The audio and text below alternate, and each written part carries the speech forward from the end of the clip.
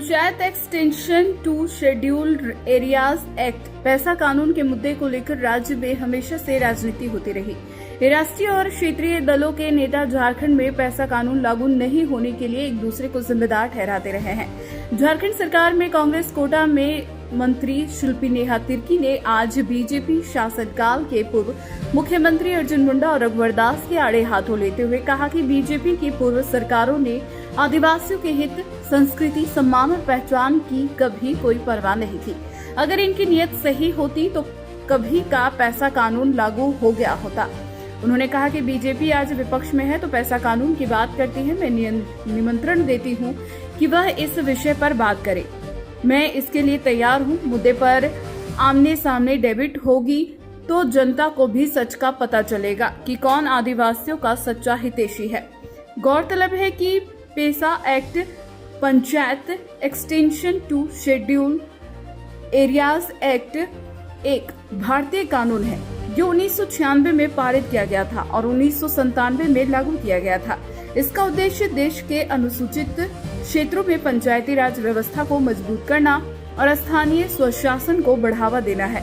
अपने बयान में मंत्री ने आगे क्या कहा, सुनाते हैं उन्हीं से। पहली चीज है उनका पैसा कानून में जो उनका बयान है, 5 साल उनका सरकार था, एक तारीख बता दीजिए आप या उनसे ही पूछ लीजिए एक तारीख जिसमें उन्होंने पैसा कानून के लिए कुछ जिक्र भी किया हो, कुछ समाधान करने की कोशिश की। दूसरी बार रघुवर दास जी को तो हम बोलते हैं कि आप रघुवर दास जी आप तिथि तय कीजिए, जगह तय कीजिए, हम लोगों को बुलाइए, हम लोग भी कुछ सीखेंगे, मगर डिबेट हो जाएगा पैसा कानून में। आप मानते हैं विदेशी धर्म का दबाव आपकी सरकार पे है कि गिर जाएगी? नहीं, पैसा कानून और विदेशी धर्म का क्या है, क्या कनेक्शन है? आप हम बेवकूफ हो सकते हैं, आप ही हमको समझा दीजिए। वो कह रहे कि हेमंत सोरेन कांग्रेस के दबाव में है। क्या चीज का दबाव?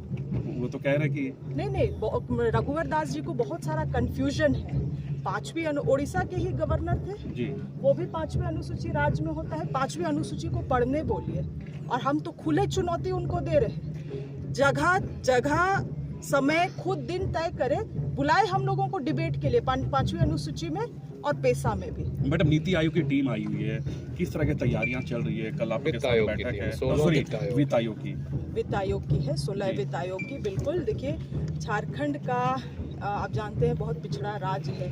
जो हमारे पास फंड रहता है अधिकतर उसका उपयोग हम लोग वेलफेयर स्कीम्स में ही करते हैं। इसीलिए बहुत ज़रूरी है कि आगे भी ऐसी योजनाओं को जो हम लोग विजन्स देख रहे हैं इस राज्य के लिए, उसको अगर हमें पूरा करना है तो हम लोगों को वित्त आयोग से केंद्र सरकार से निश्चित रूप से ज़रूरत पड़ेगा फंड्स का। और हम लोगों ने जो कोट किया है 2.5 लाख करोड़, मुझे लगता है ये भी सरकार को, केंद्र सरकार को इसमें कोई ठोस फैसला लेना चाहिए। और जो हम लोगों ने प्रस्ताव, हमारे कृषि विभाग से भी कई सारे प्रस्ताव गए हुए, उन सभी चीज़ों में कल चर्चा की जाएगी। विशेष आर्थिक सहयोग और पैकेज की मांग भी वित्त मंत्री से लेकर सरकार के लोग। कैसे नहीं, सबसे पिछड़ा राज्य है तो होना ही चाहिए।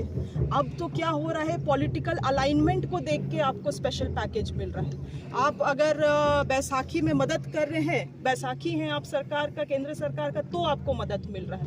मगर इस राज्य के लोगों को आवश्यकता है, पिछड़ा राज्य है, आज भी बहुत सारी चीज़ों को हम लोगों को यहाँ करने की आवश्यकता है। तो वैसे में तो आपको फेडरल स्ट्रक्चर का अगर हम बात करते हैं तो